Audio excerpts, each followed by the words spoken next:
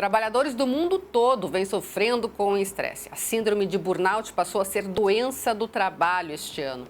Uma pesquisa publicada hoje no site G1 mostra que 60% dos colaboradores relatam estar se sentindo sem disposição para trabalhar. E 67% sentem que precisam provar o valor no emprego.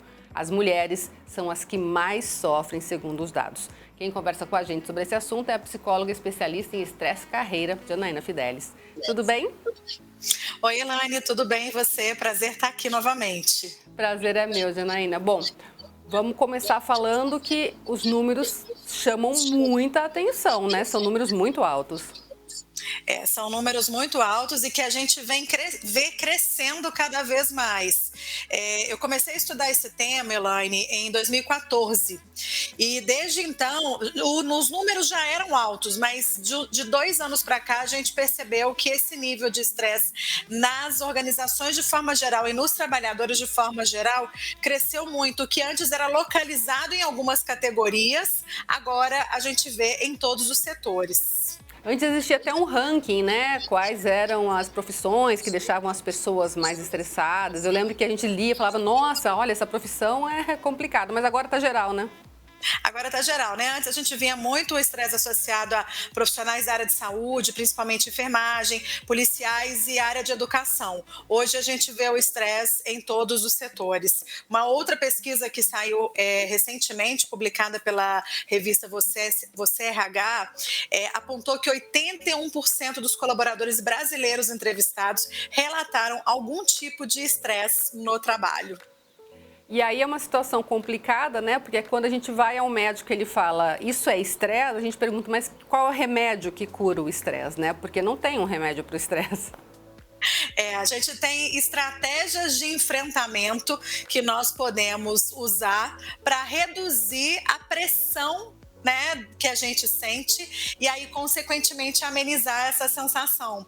Porque o estresse, ele é provocado por fatores externos. Então, por exemplo, uma pressão, uma sobrecarga excessiva de trabalho pode estar me gerando uma carga maior do que eu consigo suportar e isso me deixa, né, estressado ou estressada.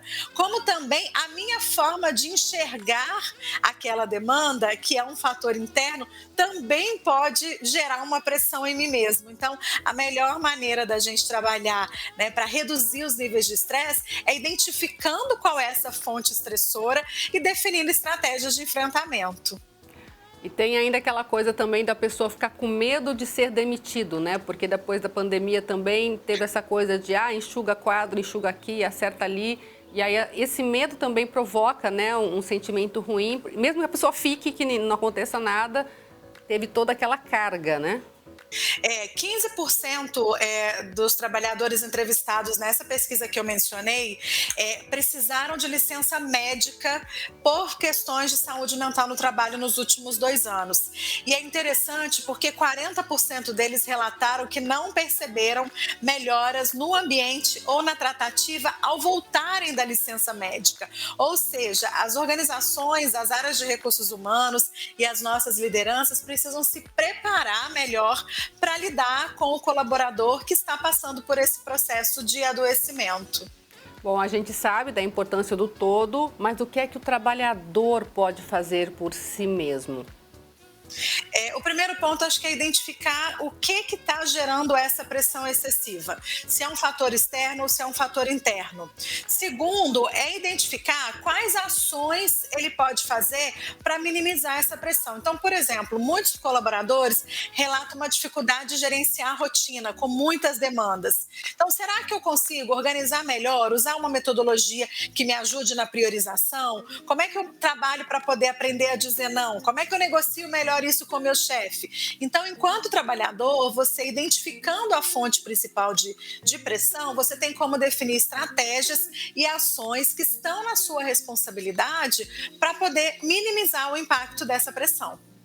E assim, é importante dizer que não é menos a pessoa que busca ajuda, muito pelo contrário, né? É importante perceber e ir atrás de alguém que possa ajudar a passar por isso tudo, ainda que seja um medicamento, né?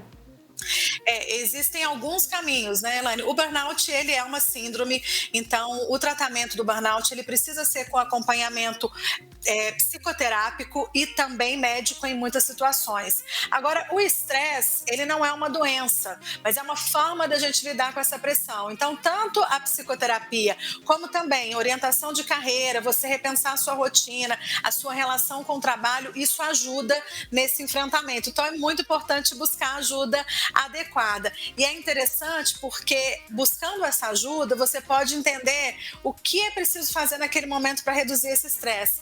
36% dos trabalhadores entrevistados na pesquisa que eu comentei com você tiveram como estratégia de enfrentamento buscar um outro trabalho, porque o estresse era provocado pelo ambiente, pela liderança, pela cultura.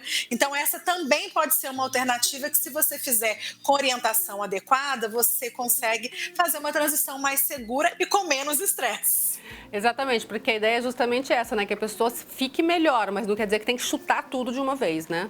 Não, às vezes você consegue resolver internamente, né? Porque é uma questão de você aprender a lidar com determinada situação, ou em outras pode ser realmente que isso seja necessário uma mudança. Mas se você conseguir entender claramente esses fatores, aprofundar e fazer um planejamento de como você vai lidar com essas questões, você vai dar então a solução adequada para cada caso.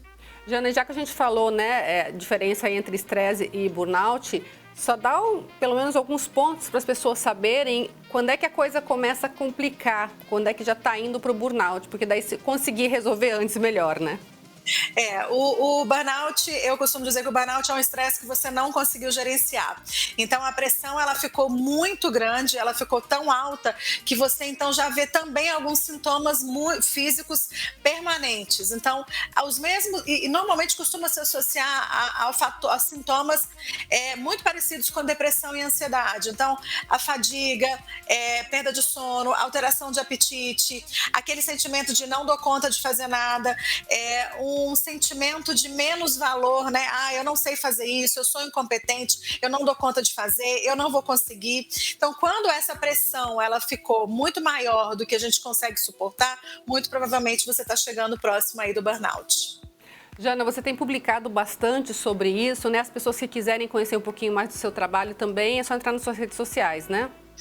Isso mesmo, Elaine. Tem falado bastante sobre o tema, tanto no meu LinkedIn, Janaína Fidelis, como no Instagram, janaínafidelis.psicóloga. É um tema que a gente precisa debater, né? É um tema novo, ainda é um tabu nas organizações, ainda é um tabu para muitas pessoas. E quanto mais a gente dialogar sobre o tema, como nós estamos fazendo aqui, mais a gente abre possibilidades para que as pessoas melhorem a qualidade de vida, tendo uma relação mais saudável com o seu trabalho. Com certeza. Muito obrigada pela participação mais uma vez, viu? Obrigada, é sempre um prazer. Um abraço, Elaine. Um abraço.